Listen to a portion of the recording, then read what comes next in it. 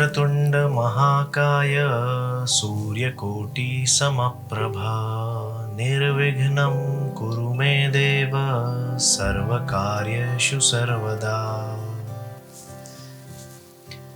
वैसे क्या आप जानते हैं कि जंगलों में, घने जंगलों में हाथी का काम होता है रास्ता बनाना। जब हाथी घने जंगलों से होकर के गुजरते हैं तो वो बाकी जानवरों के लिए रास्ता बनाते हैं। ठीक वैसे ही भगवान गणेश भी हमारे रास्तों के कई विघ्नों को हरते हुए हमें सही रास्ता दिखाते हैं।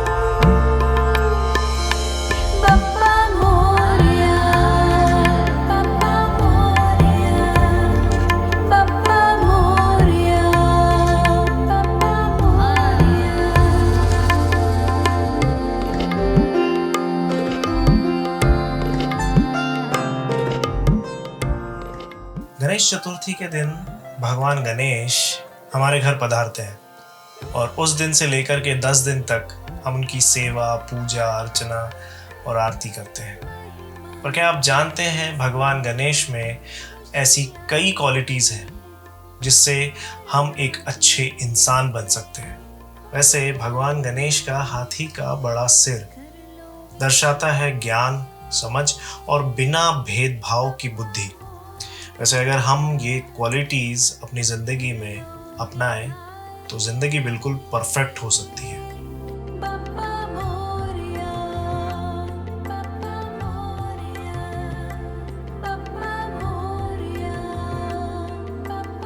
उनका चौड़ा मुंह दर्शाता है कि ज़िंदगी को खुशी से और सुखमय तरीके से कैसे जिया जाए।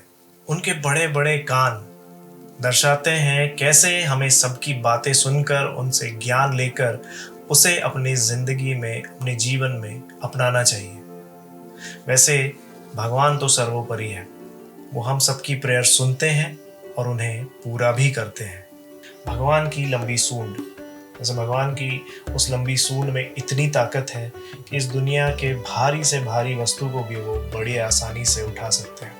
वैसे उनकी लंबी सूंड ये भी दर्शाता है कि हमें कैसे हर तरह के सर्कमस्टेंसेस में अपने जीवन को संभालना और सुधारना चाहिए।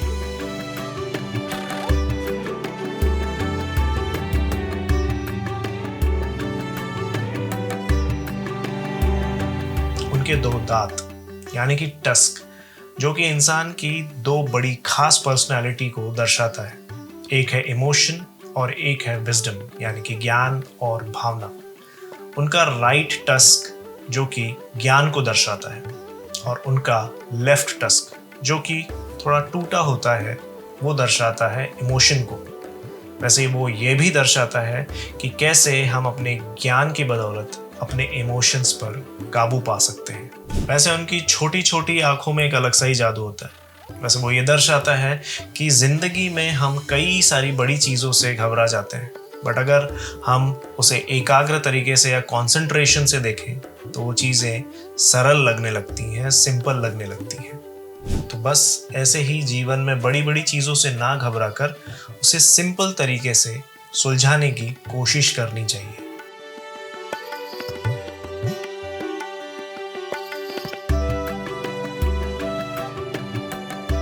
लंबोदर यानी लंबा उदर मतलब बड़ा पेट।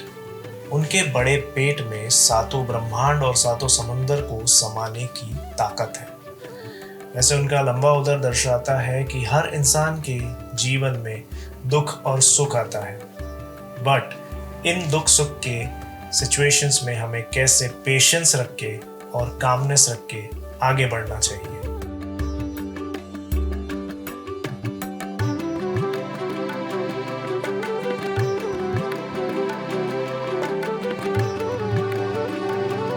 और भगवान का मूषक जो कि उनके पैरों के पास बैठा होता है।